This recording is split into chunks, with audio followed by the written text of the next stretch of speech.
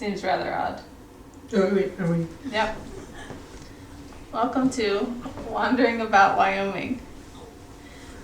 Today we're stuck inside because the library, well, yesterday the library was closed. We don't know if it's closed today, but it might be since it's negative 8 out, 8 degrees Fahrenheit.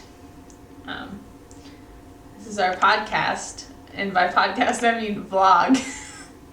Video logged evidence of life in Wyoming. I should probably have done a test beforehand, but I think the cameras still work the same way they did in '97. So the past couple of weeks we've had several podcasts for our very loyal subscribers and viewers, but by one mode or another they were loss of audio or loss of video, and they couldn't quite correlate, and so there's a lot of content you'll never ever get to hear again, and you should feel at a loss. From topics that range from elephantitis of the groin to... Is that something? Yeah, we talked about that with Danica and Colin. We had guests, and that was a big deal. So now we're at our house. Our big house. It's a mansion. And we have a lot of Mick babies in it. And they're fat babies that are going to take over the world. We definitely live in a big space. It's very important that you know how much space we have, that we can heat in such cold times.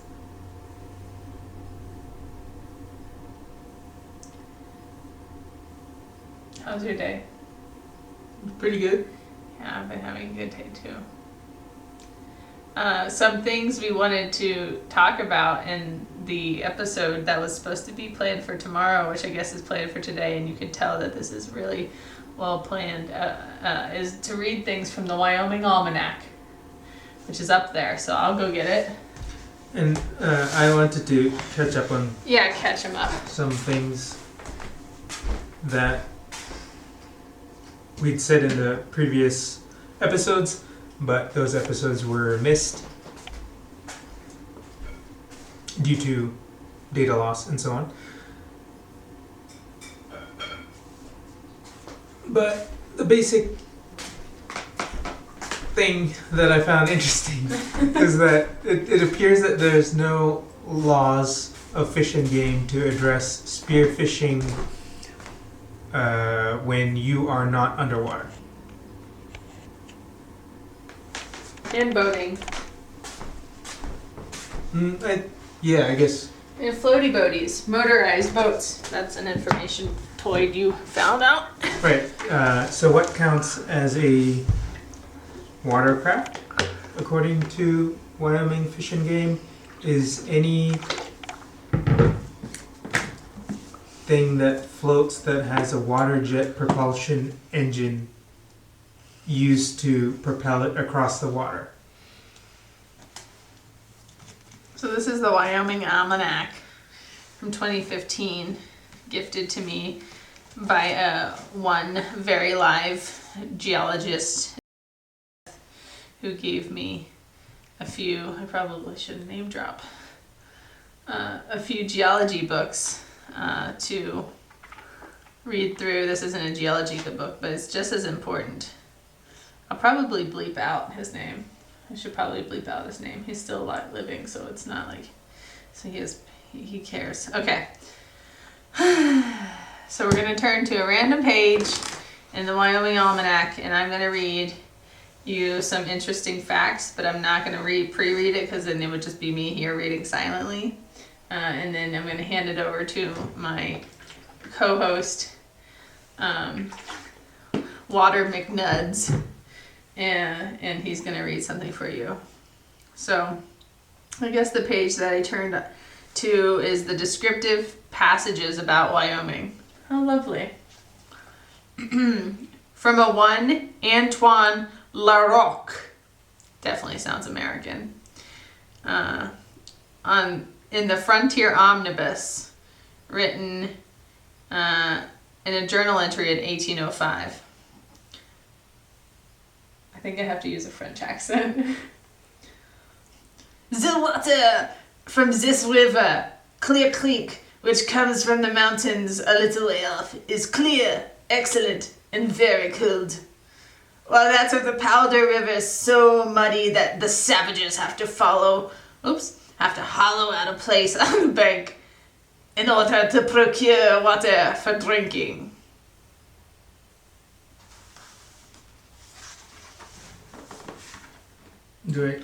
I don't know. Do you want to read descriptive passages or do you want to go to a different thing? Whatever you want. We are the bosses here. Let's go. Open this up. And on my left thumb is apparently number 4 of legal firsts in Wyoming. First appeal from a death sentence. Kinsler versus the Territory of Wyoming, 1873, was the first appeal from a death sentence handed down by a Wyoming court. Toussaint Kinsler had been found guilty of killing a Cheyenne man. His death sentence was affirmed by the court, and he was hanged for the crime. Okay.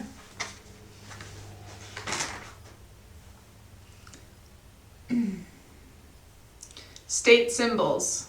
The first American flag raised over Wyoming by John C. Fremont raised a 26-star U.S. flag atop Mount Woodrow Wilson, Wind River Range, August 15, 1842. The flag, designed by Fremont's wife, included more than the usual stars and stripes. Miss Fremont included an outline of an American eagle within her design. I like this segment. I think we should do it a lot. This almanac segment or this particular part of the almanac? No. This particular part of the almanac. Well,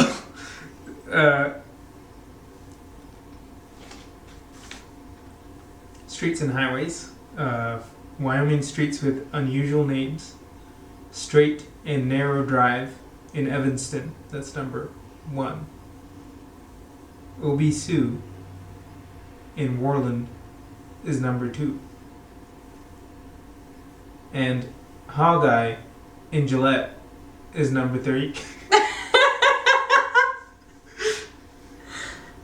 Okay. There's only 3? You didn't even read all 5. Yeah, well... Read the rest. Hobbit Hole in Douglas. Ramshorn and Dubois. Those are the top 5 most unusual street names in Wyoming. I guess it would be nice to live on any of these name-wise. I'd prefer Hogeye. Not that I'm opposed to the name of our president. We live on a presidential street. Okay. Bentonite. Uses. Native people use the clay to suck dirt and oil from the buffalo hides. The substance can bind and absorb 10 times its own weight. Later, wrinkle cream and cosmetic mud packs were made from bentonite. In the 1980s, the primary use was a drilling lubricant in the oil fields. It is used in crayons and animal feed to make golf greens and to line landfills. The most important use in recent years is the manufacturing of kitty litter.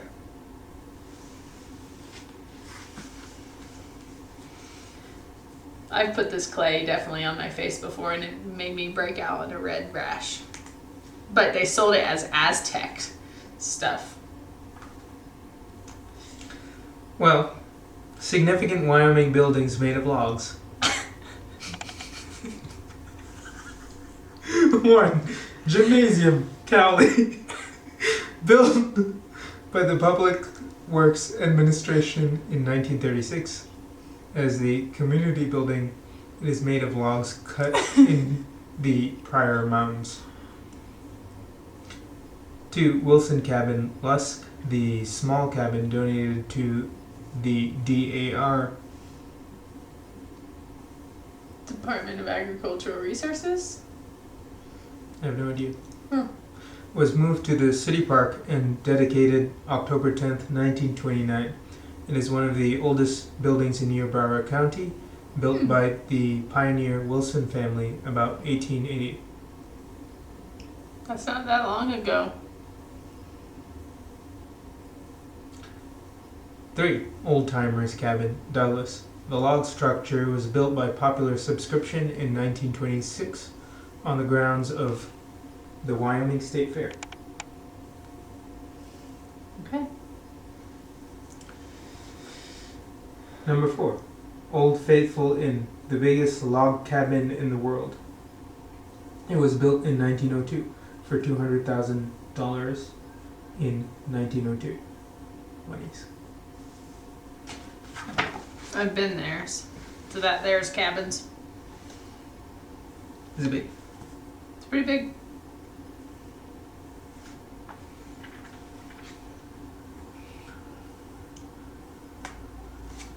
I guess I landed upon some Wyoming homicides, but I specifically looked at a one Miss S.S. Combs, who was a Casper attorney, for a Miss Hazel Combs, who was jailed for the murder of her husband, former Casper City attorney S.S. Combs, on the morning of June 11th, 1934.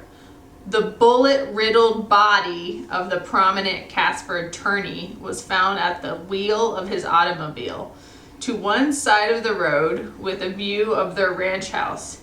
He had been shot 5 times in the back and the head. 4 days later, at the scene of the murder, Miss Combs was arrested and charged with the slaying. She pleaded not guilty. From the day of her arrest, she maintained her innocence and expressed astonishment at the authorities should even consider her a suspect. Oh, I would never shoot my husband. Good old Samuel S. Combs. On January 6, 1935, the day before her trial was to begin in Rawlins, she hanged herself in her cell in the Carbon County Jail. Definitely acts of a guilty person. I don't actually know. Who's to say? Could have all been a part of a conspiracy. Conspiracy to get rid of a one Miss, what was it, Hazel Combs or something. Miss Combs. And maybe that might be a future segment that we might do. We just take some things. We know the women's love murder mysteries. Yeah, so we take Wyoming murder mysteries. We take one thing that we find randomly on this Wyoming Almanac, and then we take another thing that we randomly find on this almanac. I will literally die if we become millionaires because of this stupid almanac. And then we come up with a conspiracy theory based on those things. How does that work? So, what you just told me about Miss Combs. Miss Combs, okay. There were, between 1991 and 2009, Wyoming bankruptcies. 1,500 bankruptcy petitions were filed in Wyoming. Uh-huh. Remember, she lives in 1934 in Rawlins. In 2005, 3,300 bankruptcies happened in Wyoming. 2008, 66. Bankruptcies? Yeah. In 2009, 1,400. Wow. Okay. So, we could say that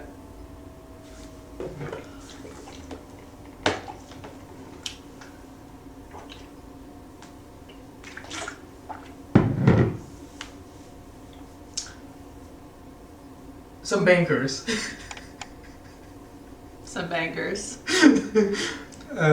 decided to kill off the attorney when he started to snoop around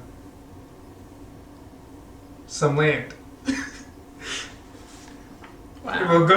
It's a really pathetic one. Let's move on. Oh, you need a third fact? Yeah, okay. 29. Andrew Pixley, the last person executed in the Wyoming gas chamber. Pixley was a 22-year-old laborer who was convicted of killing a 12-year-old Chicago area girl in a Jackson motel. The girl's 8-year-old sister had been killed too, but Pixley was not tried for her death. He was convicted by a jury in Worland, where the case had been moved on a change of venue from Teton County. Okay. So Miss Combs was having an illicit affair with Andrew Pixley's uncle. No, Andrew Pixley himself. And Andrew Pixley had to stage, was to be the, was going to be defended by Mrs. Combs' husband, and she threatened to kill him, and so she killed him instead. What year was... Because I don't think Pixley's old enough for this conspiracy theory project. You're picking things out of nowhere. No, but I'm saying we need to come up with something between those, right? Something believable. Yeah, Okay, so... Okay. Last gas chamber. When was this again? 1944? Wait, when did you... You have the original facts. Oh, 1965. I'm sorry, I was reading this one near Cleveland Brown Jr. Oh, no. So this Andrew is... Pixley, okay, so 1965. Okay, here we go. Miss Combs never hung herself. She got put under one of those identity things where they change your identity. Mm-hmm. And a couple of years later had a baby. And this baby's name was Andrew Pixley. And murder runs in their blood. So Andrew Pixley had to go to Chicago and steal these children and kill them. How's that sound? Okay. I think we have ourselves a conspiracy. Okay. A Wyoming conspiracy. An example of all the many conspiracies we could be webbing and weaving. Okay. Well, there's a few of the little treasures that you're going to be getting in the future episodes. But let's see. Today we went on a walk around a little park area around our house. And we dug a little hole and laid in it, and it was, if you weren't to be drifted over too quickly, it would be warm. Seems like a nice way to die. I had some coffee this morning that wasn't that great. It was not what I wanted, apparently. Yeah. We went down to Bourgeois Pig yesterday on a walk to the library, to which it was closed, and... The library, not the Bourgeois Pig.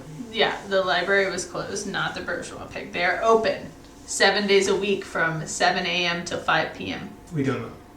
I do know that. Do we know that? I know that. Okay. Except on special occasions when they decide to close early. I know that. Okay. I didn't.